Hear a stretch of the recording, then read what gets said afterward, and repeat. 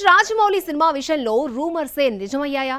RRRతో రాజమౌళికి వచ్చిన international ఇమేజ్తో Hollywood movie రేంజ్లో cinema తీస్తాడు అనుకుంటే పక్కా ఇండియన్ మూవీ తెరకెక్కిస్తున్నాడా? హాలీవుడ్ ఆడియన్స్కి మన కథలు నచ్చుతాయా?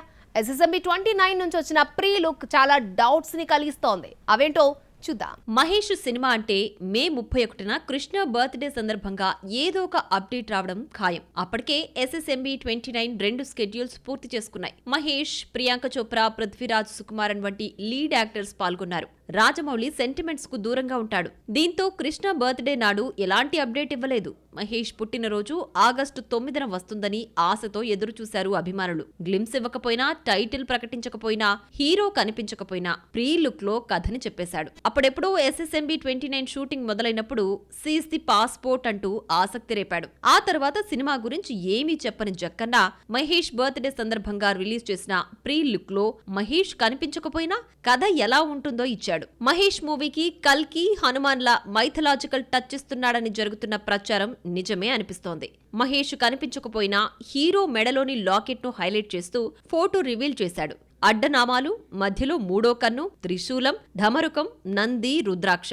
ఈ సెటప్ అంతా చూస్తుంటే పురాణాలకు సంబంధించిన కథను కలుపుతూ యాక్షన్ అడ్వెంచర్ మూవీ తీస్తున్నాడనిపిస్తోంది. తెలుగులో మైథలాజికల్ ట్రెండ్ నడుస్తోంది. స్పిరిచువల్ టచ్ కోసం రాజమౌళి సెకండ్ హాఫ్ స్క్రిప్ట్ లో చేంజెస్ చేస్తున్నాడని తెలిసింది. కెన్యా స్కెడ్యూల్ వాయిదా పడిందన్న న్యూస్ వచ్చినా ఇంటర్నల్ గా కథను చెక్కే పనిలో జక్కన్న ఉన్నాడట. మహాభారతం తీసి రిటైర్డ్ అయిపోవాలన్నది రాజమౌళి కల.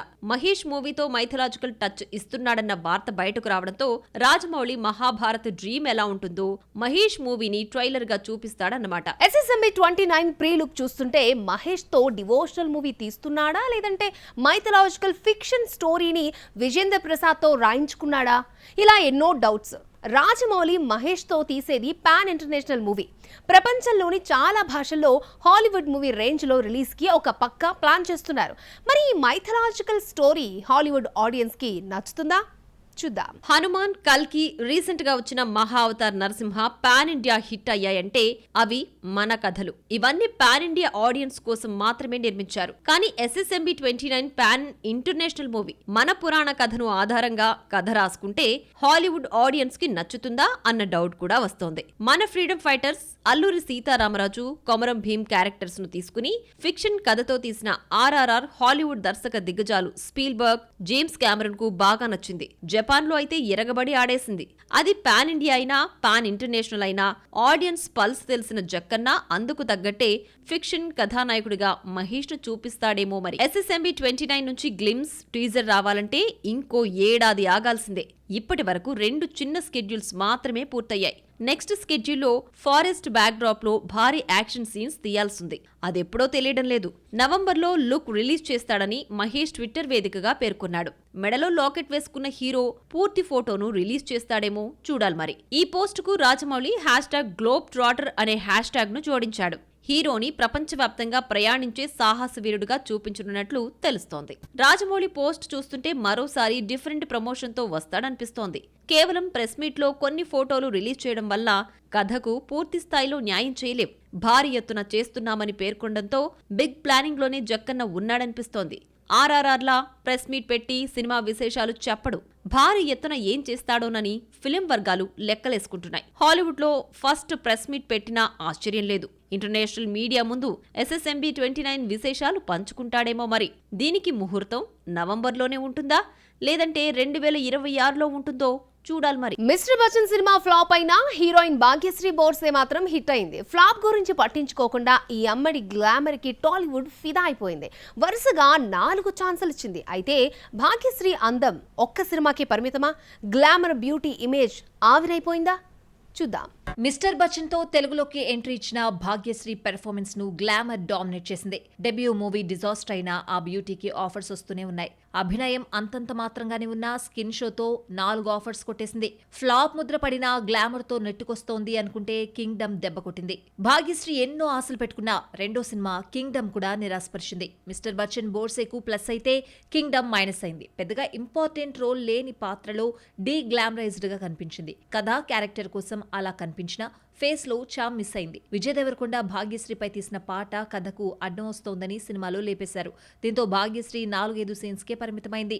మేకప్ కాస్త ఎక్కువైనా తగ్గినా భాగ్యశ్రీని చూడలేం. కింగ్డమ్ లో మేకప్ తగ్గితే దుల్కర్ సల్మాన్ తో జతకడుతున్న కాంతాలో మేకప్ ఎక్కువైంది. సినిమాలోని ఫస్ట్ లిరికల్ సాంగ్ పసిమనసేను రిలీజ్ చేశారు. పీరియాడిక్ మూవీ కావడంతో ఆ కాలం నాటి లుక్ తీసుకురావడానికి మేకప్ బాగా దట్టించడంతో ఈ అమ్మడి ఫేస్ లో ఫీచర్స్ మారిపోయాయి. భాగ్యశ్రీ బోర్స్ నటిస్తున్న మరో మూవీ ఆంధ్ర కింగ్ తాలూకా నుంచి ఫస్ట్ సింగిల్ వచ్చింది. ఈ పాటను హీరో రామ్ రాయడం విశేషం. కింగ్డమ్ లో మెరుపు తీగలా కనిపించి మాయమైతే ఇందులో మాత్రం ఫుల్ లెంగ్త్ లో కనిపించనుంది భాగ్యశ్రీ. కింగ్డమ్ కాంతాతో పోలిస్తే ఆంధ్ర కింగ్ తాలూకా లుక్ లో ఆకట్టుకుంది భాగ్యశ్రీ. సెప్టెంబర్ 25న బాలయ్య అఖండ 2, పవన్ ఓజీ బాక్సాఫీస్ వద్ద ఢీ కొట్టడం గ్యారంటీగా కనిపిస్తోంది. ఎవరో ఒకరు తప్పుకుంటారని ఈ ప్లేస్ లో మరొక క్రేజీ మూవీ రావడానికి ట్రై చేస్తోంది. అయితే అఖండ 2 వాయిదా పడుతుందని వస్తున్న వార్తలను మేకర్స్ ప్రతిసారి ఖండిస్తూనే ఉన్నారు. పోస్ట్ పోన్ అయ్యే సమస్య లేదంటూ రిలీజ్ డేట్ మరొకసారి కన్ఫర్మ్ చేశారు. బాలకృష్ణ పవన్ కళ్యాణ్ మధ్య వార్ ఫిక్స్ అయిపోయింది. ఈ ఇద్దరు పొలిటికల్ గా కలిసే ఉన్న సినిమా ఇండస్ట్రీకి వచ్చేసరికి నువ్వా నేనా అంటూ బరిలోకి దిగుతున్నారు. ఓజీ షూటింగ్ పూర్తయి చాలా కాలమైంది. అఖండ 2 షూటింగ్ ఇంకా బ్యాలెన్స్ ఉంది. ప్రస్తుతం సినిమా ఇండస్ట్రీలో నడుస్తున్న వర్కర్స్ బంద్ కారణంగా అఖండ 2 సెప్టెంబర్ 25న వస్తుందా అన్న డౌట్ నందమూరి ఫ్యాన్స్ ను డైలమాలో పడేసింది. అఖండ 2 మొదలైందో లేదో సెప్టెంబర్ 25న రిలీజ్ చేస్తున్నట్టు ప్రకటించారు. విఎఫ్ఎక్స్ వర్క్ ఎక్కువగా ఉండడంతో అనుకున్న టైంలో రిలీజ్ కావడం కష్టమే అన్న న్యూస్ స్ప్రెడ్ అయింది. దీనికి సినీ కార్మికుల బంద్ ఆజ్యం పోసింది. అయితే అఖండ 2 డబ్బింగ్ పార్ట్ ను బాలయ్య పూర్తి చేశారని దర్శకుడు బోయపాటితో దిగిన ఫోటోను మేకర్స్ పోస్ట్ చేశారు. రిలీజ్ డేట్ సెప్టెంబర్ 25ను మరోసారి కన్ఫర్మ్ చేశారు. దసరా సెలవులను క్యాష్ చేసుకోవాలన్న పట్టుదలతో అటు ఓజీ ఇటు అఖండ 2 టీం ఉంది. అక్టోబర్ 5 వరకు 10 రోజుల సెలవులు కలిసొస్తున్నాయి. మళ్ళీ ఇన్ని హాలిడేస్ సంక్రాంతి వరకు రావు. సినిమా ఎలా ఉన్నా బ్రేక్ ఈవెన్ కావడానికి ఇదే సరైన టైం కావడంతో ఎవ్వరూ తగ్గడలేదు.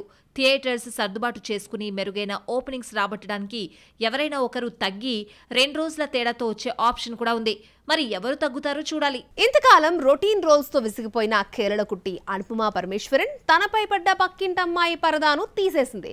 గ్లామర్ అయినా పర్ఫార్మెన్స్ అయినా కొత్తగానే కనిపిస్తానంటోంది అనుపమ. అదేలాగో మీరే చూడండి. ఫ్యామిలీ హీరోయిన్ గా కనిపించే ముద్దుగుమ్మల్లో అనుపమ పరమేశ్వరన్ ఒకరు. పక్కింటి అమ్మాయిలా ఇంప్రెస్ చేసింది. టిల్లు స్క్వేర్ లో నెగిటివ్ రోల్లో గ్లామర్ గుప్పించింది. ఇలాంటి రోల్ చేయడం ఎందుకని అడిగితే ఒకే రకమైన పాత్రలతో విసిగిపోయానని, తనను తాను కొత్తగా చూడాలి అనుకుంటున్నానని చెప్పింది అనుపమ.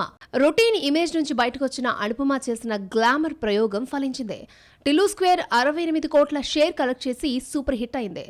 లిల్లీ తీసుకొచ్చిన రొమాంటిక్ ఇమేజ్ నే మరొకసారి నమ్ముకోకుండా పరదా వేసుకుంది.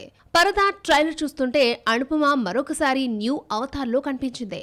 సినిమా బండి ఫేమ్ దర్శకుడు ప్రవీణ్ కంట్రేగుల ఈ సినిమాకి దర్శకుడు. పరదాపై అనుపమ చాలా అసలు పెట్టుకుంది. ఆ మధ్య థీమ్ సాంగ్ రిలీజ్ ఈవెంట్లో చిన్న సినిమా కష్టాలు ఎలా ఉంటాయో చెప్పుకొచ్చింది. సినిమా స్టోరీ, క్యారెక్టర్ పై ఉన్న నమ్మకంతో ప్రమోషన్ భారాన్ని తనపై వేసుకుంది. శనివారం జరిగిన ఈవెంట్లో రామ్ పోతినేని సినిమా ట్రైలర్ ను రిలీజ్ చేశారు. సినిమా ఈ నెల 22న థియేటర్లోకి వస్తోంది. రెహమాన్లా ఓ మ్యూజిక్ డైరెక్టర్ కి కూడా తెలుగు ఇండస్ట్రీ కలిసి రాలేదు. ఆయన ఆల్బమ్స్ అన్ని బాగుంటాయి, కానీ సినిమానే హిట్ కాదు. అయితే తెలుగులో మరొక ఛాన్స్ అందుకుని అదృష్టం పరీక్షించుకుంటున్న ఆ సంగీత దర్శకుడు ఎవరో చూసేద్దామా? హారిస్ జయరాజ్ కూడా రెహమాన్ లా యూత్ ను బాగా ఇంప్రెస్ చేశాడు. ఆయన నుంచి ఆల్బమ్ ఎప్పుడొస్తుందా అని యూత్ వెయిట్ చేసేవాళ్లు. కానీ కొన్నాళ్లుగా హిట్ లేక వెనుకపడిపోవడమే కాదు, ఫేడ్ అవుట్ అయిపోయాడు. ఈ టాలెంటెడ్ మ్యూజిక్ డైరెక్టర్ ఆ మధ్య ఎక్స్ట్రాఆర్డినరీ మ్యాన్ తో రీఎంట్రీ ఇచ్చినా ఫలితం దక్కలేదు. హారిస్ జయరాజ్ తెలుగులో వర్క్ చేసిన సినిమాల సంఖ్య తక్కువే అయినా తనదైన మార్క్ మ్యూజిక్ తో మ్యాజిక్ చేశాడు. 2002లో వాసు సినిమాతో తెలుగు ప్రేక్షకులకు పరిచయం అయ్యాడు. తెలుగులో ఎన్ని మూవీస్ చేసినా రాని గుర్తింపు, craze dubbing movies Ghajini, Aparichitudu, Surya son of Krishnan పాటలతో వచ్చింది. వాసు ఫ్లాప్ అయిన డబ్బింగ్ మూవీస్ క్రేజ్ తీసుకురావడంతో తెలుగులో మున్నా, సైనికుడు, ఆరెంజ్ వంటి స్టార్స్ సినిమాకు వర్క్ చేసే ఛాన్స్ అందుకున్నాడు హారిస్. తెలుగులో హిట్ లేకపోయినా హారిస్ మ్యూజిక్ మాత్రం ఫెయిల్ కాలేదు. ముఖ్యంగా ఆరెంజ్ సినిమా కొందరికి నచ్చడానికి, రీ రిలీజ్ టైంలో మంచి వసూళ్లు రాబట్టడానికి కారణం హారిస్ మ్యూజిక్కే. హారిస్ జయరాజ్ తెలుగులో పట్టుమని 10 సినిమాలు చేయకపోయినా బలమైన ముద్ర వేశాడు. ఆయన మ్యూజిక్ ఇచ్చిన సినిమాలు హిట్ కాకపోవడంతో ఫ్లాప్ సెంటిమెంట్ తో టాలీవుడ్ హారిస్ వైపు చూడడం మానేసింది. తెలుగనే కాదు, తమిళ ఇండస్ట్రీ కూడా హారిస్ ను పట్టించుకోలేదు. ఒకానొక టైంలో ఏడాదికి 3-4 సినిమాలు చేసిన హారిస్ గత 10 ఏళ్లలో 10 సినిమాలు మాత్రమే చేశాడు. స్పైడర్ తర్వాత తెలుగు ఇండస్ట్రీకి దూరమైన Harris Jayaraj Nithin movie extraordinary man తో రీ ఎంట్రీ ఇచ్చాడు. ఈసారి ఆడియోను కూడా హిట్ చేయలేకపోయాడు. ప్రస్తుతం నాగశౌర్య నటిస్తున్న బ్యాడ్ బాయ్ కార్తిక్ కు మ్యూజిక్ ఇస్తున్నాడు. మరి ఈ సినిమాతో తెలుగులో తొలి సక్సెస్ అందుకుంటాడేమో చూడాలి మరి.